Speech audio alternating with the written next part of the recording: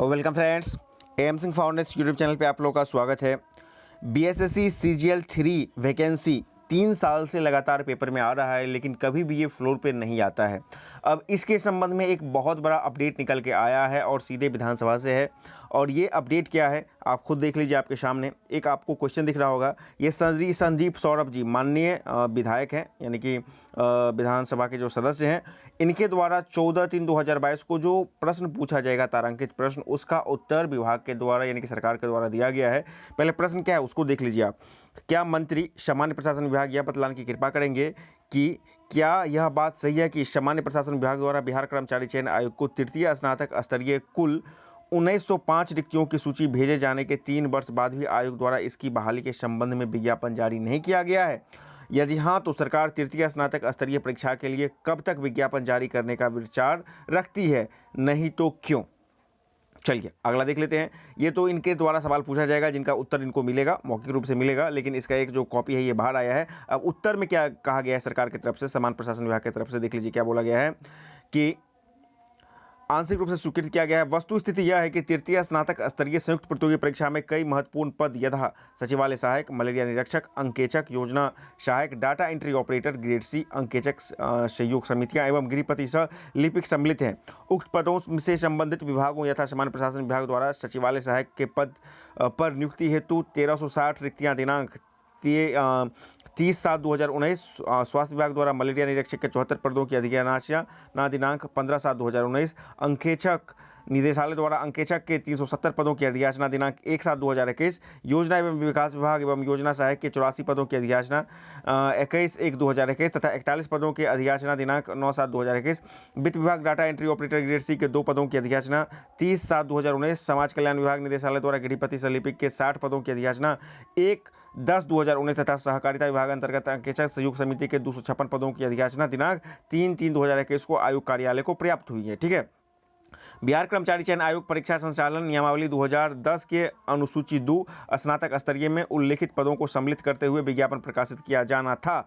सामान्य प्रशासन विभाग द्वारा सचिवालय सहायक के 1360 पदों की अधियाचना उपलब्ध कराए जाने के उपरांत अन्य स्नातक स्तरीय पदों की अधियाचना प्राप्त होने में विलंब हुआ है। पूर्व में सामान्य प्रशासन विभाग द्वारा कुल 1905 स्नातक स्तरीय पदों की अधियाचना जो है बिहार कर्मचारी चयन आयोग को उपलब्ध करा दी गई है, जो पिछले साल उपलब्ध करवाई गई थी मार्च के महीना में, तथा समय समय पर अन्य विभाग द्वारा उपलब्ध कराई गई अधियाचनाओं को संयुक्त रूप से तृतीय स्नातक स्तरीय संयुक्त प्रतियोगी परीक्षा में कुल 2247 पद, अब जो पहले जो मतलब कि 1905 पद थे, अब वो बढ़ करके 2247 पद हो गए हैं। जी हाँ, पिछले साल तक ये 1905 पद थे, अब ये 2247 पद हो गए। तो ये भी बहुत महत्वपूर्ण है कि नियुक्ति हेतु विज्ञापन प्रकाशन की कार्रवाई बिहार कर्मचारी चयन आयोग द्वारा की जा रही है। विज्ञापन प्रकाशन के पूर्व अधियाचना विभाग से स्तर से अधियाची विभागों से के स्तर से विज्ञापन प्रारूप पर सहमति प्राप्त करने की कार्रवाई आयोग के स्तर पर प्रक्रियाधीन है।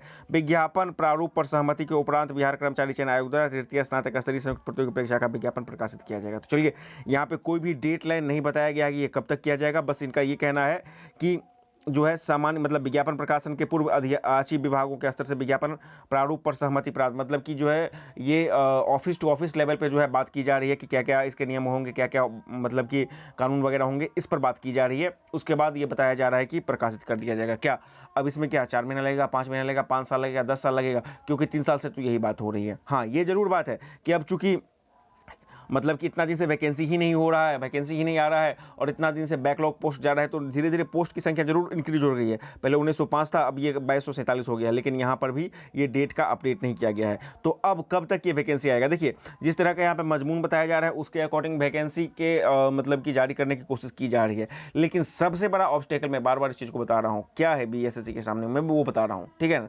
जब तक बीएसएससी फर्स्ट इंटर लेवल का जो रिजल्ट है, फाइनल रिजल्ट नहीं दे देती है, तब तक ये वैकेंसी आने की संभावना नेग्लिजिबल ही रहेगी।